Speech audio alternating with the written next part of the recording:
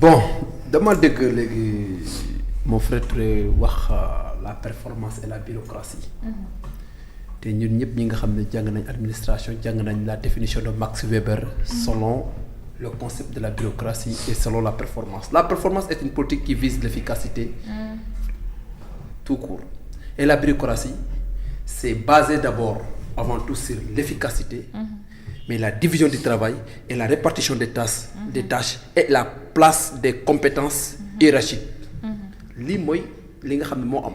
Donc dans la bureaucratie, il y a fondamentalement la notion de base qui est l'efficacité et dans l'exécution des dossiers.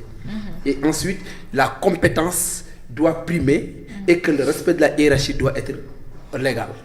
Lii mooy li nga xam ne mooy différence bureaucratie ak performance. Et performance donc il est dans la bureaucratie. Donc nañ bàyyi di def jeu de mots yooyu noonu. Donc suñ jógee foofu noonu par rapport ak li nga xam ne moom moo am c'est pas nouveau.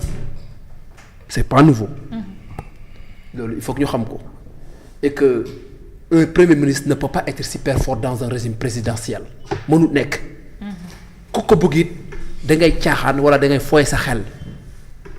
Si on avait un régime parlementaire là le pouvoir de décision avant que le président fasse une nomination il faut que les nominations passent à l'Assemblée nationale et que le premier ministre aura son mot à dire. Mais loolu noonu le pouvoir revient à l'Assemblée nationale. Mais un régime présidentiel demeure un régime présidentiel c'est le président qui prouve que kan moo bind décret le premier ministre ne fait que contresigner. Mais en réalité ki nga xam ne moom mooy nommé aux droits civiques et militaires demeure et reste le président de la République. Sur le plan maintenant juridique, offense à une personne exerçant les prérogatives du président. Loolu c'est une chimère juridique. Loolu ay waxi naxasaanang la amul. Dans le code pénal et dans le code de procédure pénale kenn du ma gën a benn article bi nga xam ne loolu tax saa bu mu demee foofu noonu ci cabinet yi ci d'instruction yi wala jugement ñuy juger dañ koy ne coppet sànni parce que ça ne tient pas la route. Et puis la gestion du président la responsabilité du président est différente avec la responsabilité du premier ministre. Premier ministre demeure la colonne vertébrale de la vision du président, c'est-à-dire moom moo war a exécuter la vision du président à travers son gouvernement. Li ma gis xam nga la moo laan augmentation de la masse salariale, augmentation du budget de fonctionnement parce que soo yokkee benn nit ci administration da nga yokk salaire am ak avantage am da nga yokk salaire couverture maladie am da nga yokk salaire yi avantage am da nga yokk salaire yi oto yi carburant bi yëpp da nga koy yokk da nga yokk bureau yi. En réalité gunna ndaata talax bi moom la ñuy yokk waaye wàññiwuñ ko. te ñoo xam ne dañ doon contester ay poste ministre ne non dañoo war a wàññi noonu nombre de ministres tey suñ toog di def ay attaché de cabinet ay directeur de cabinet adjoint ak tout ce qui y va avec mais naturellement ce sera une augmentation faramineuse de la masse salariale. Et que loolu noonu le jub-jubanti ne le réclame pas et que loolu noonu la sobriété ne le réclame pas. Quand on parle de sobriété on devrait faire allusion à une diminution drastique de quoi? Du budget de fonctionnement. Mais là, ça alourdit le budget de fonctionnement. Et ça va entraîner encore des quiproquos et des chevauchements. Tout ce qui est les prérogatives. Nous devons par exemple un référendum par exemple. Dem yóbbu ko ci réew mi. Ne président de la République le pouvoir discrétionnaire du président de la République dañ koy dindi. Jox attribué ko premier ministre. Le chef suprême des armées et de la magistrature dañ koy dindi attribué ko premier ministre. Ñu dem voté ko ñu jaar après ñu Assemblée nationale promulgué ko. Foofu lay nangu ne foofu noonu il y a un changement de paradigme mais changement de paradigme amul. Diomaye demeure le seul centre de gravité de cette république. Et même dans le système de renseignement militaire et dans certains renseignements am na loo xamante ne le premier ministre du fa jege sax ba di xencu. Donc tey li am ni c'est ne defal la rek defal. comme yaa ngi xëcc nguur koy xëcc nguur ne dañ ne jëlal.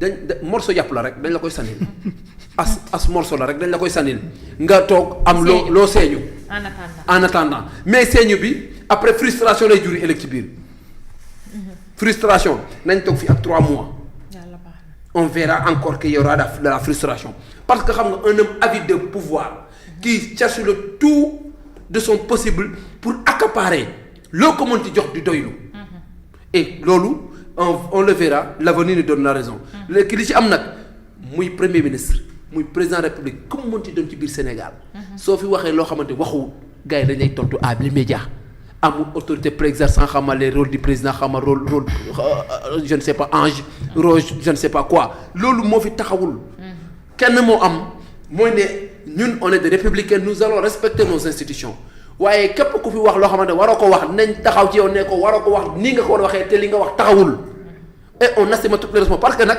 moom mi fi nekkoon opposition amul lu mu waxul fi ay nit ci lu bon ci lu ñaaw saltel sos yàq der rek lañ fi nekkee woon donc tey ñun nag duñ saltel duñ sos kenn duñu woote fenn ay monté combat duñ fi def lakasu du noonu waaye nag dëgg moom fu mu ñu fekk moom alxuraan moo ñu ko jox merci beaucoup su jotee dañ koy wax ci dee muy neex muy naqari dañ koy wax ci dee li war a efficace xam nga lu ñuy xaar ci ñoom mooy ne naka la ñuy régler problème yi sénégalais yi ay mi super fort suñu yónnee ko ci ku super fort ak ku super puissant xam nga lu ñu soxal mooy naka la ñuy régler le problème des Sénégalais yi nga xam ne ñu ngi torox béykat yi nga xam ne torox nañ totaaral boo yoratuñ tous ñi nga xam ne il tire le diable par la queue du matin midi au soir am na ñoo xamante ne il ne parvient même pas à voir les poils de la queue du diable pour en tirer. ma bëgg a waxul lool. loolu la ñuy xaar. ma bëgg a waxul. moom ma bëggoon wax amul taxawul sàncee palal xoolal yow benn conseil des ministres nga gis fii tey ñu bind ci xaatim ne prix gerte bi temps la amul benn conseil des ministres bu ko wax amul et Thérèse Faye l'a rappelé devant le ministre hier avant-hier. wax na ko directement ne yow yaa ngi wax ne prix 305 la mais 305 boobu ban conseil des ministres moo ko validé amul benn conseil te soo demoon laajtal gouverneur yi ak préfet yi laajtal gouverneur yi ak sous-préfet yi fa nekk ndax ñoom jot nañ note boo xamante ne ça leur permet de pouvoir régler le problème il ne peut pas le faire parce que jusqu'à présent acte yi gënuwul Samba l'avant-dernier conseil des ministres wax nañ ko fa yow it amul Touré li ma la wax amul même conseil des ministres bi démb xam nga barke démb dema ko lii di début à la fin gisuma ko fuñ avant ba amul dañ ko wax ma dem xoolaat ko amul mën naa la ko envoyé léegi nii j'ai tout devant moi avec moi dama ko téléchargé lépp la amul benn affiché ci biir conseil des ministres le prix de ñu statué sur l'agriculture ne prix gerte bi temps la amul te su amoon kon Thérèse Faye du dem fee ci assemblée nationale di ko koy laaj quand même très bien te loolu su amoon kon ñuy nekk ci mbapat préfet dinañ sous-préfet dinañ doon jël seen responsabilité ca seko yi dañ ko doon ubbi te fi kenn passé laa jóge Saloum benn seko ubbi dans commune yu ma dem Ndiédiène commune de Ndiédiène dem naa fa commune de Kersosé dem naa fa commune de Ndiafate dem na fa ces 3 communes là je les ai fait gisuma benn seko ñu tijji ko ci commune yooyu noonu très bien merci beaucoup Samba merci jërëjëf waaw am na ko bind bàcc prix chinois 700 chinois yi ñoom dañ koy jënd ci prix saf oui maa ngi daanu soo ko nangoo jënd ça va boo ko nanguwul jënd nag nga jël prix état bi mais nag comme homologué nañ leen ko nañ ko jaayee loolu rek. homologation mais pratiquement homologation soo ko déggee da ngay def lu factuel teg ay seko ne ñëw leen ñu jënd. mais sànni sa prix rek toog di leen. mais sànni sa prix mais l'acheteur day ñëw quand l'offre est supérieure à la demande la loi du marché ñëpp xam nañ ko. offre bi su bëree prix bi day dem mais offre bi su raaree. prix bi day yéeg. te actuellement offre bi dafa bëri. ñëpp a béy. étudiants yaa ngi fi amuñ bourse. waajur yi ñu ngi bëgg a jàppale seen i doom ñuy torox mais nu ñuy def inscription am na ñoo xamante école yi dañ leen dàq. parce que inscrire wuñu seen doom moom bi école yi CM yi ak lycée ñu ngi commencé di dàq xale yi parce que ils n'ont pas inscrit leurs enfants lors au mois d'octobre dañ leen accepté woon. actuellement lu ñuy def da ngay toog sa doom war a jàng defi devoir ñu dàq ko nekk inscrire doo jaay sa gerte inscrire ko pour mu mën a jàng mais étudiants yi sa doom nga yaakaar ko pour ëllëg bi mu gën la ci guuta ci toroxtaange bi mais doo jaay di ko envoyé ko 20 000 wala 30 000 wala 100 000 francs la muy dundee mais voilà la situation actuelle loolu tax on n'a pas besoin de ministres super forts de ministres forts on n'en a pas besoin les Sénégalais ce qu'ils ont besoin c'est de vivre dundu jàppale seen i doom seen i njaboot loolu la ñuy góorgu loolu lañ bëgg waaye ay super fort ak superman ak super jëngal ak ñu c'est pas important dañoo nekk ci yooyu ñun. d'accord très bien on n'est pas dans ça. merci beaucoup Samba alors Mara. avant ñu ñëw ci yéen noo jàngatee lu ni mel ak est-ce que vraiment il y a lieu de renforcer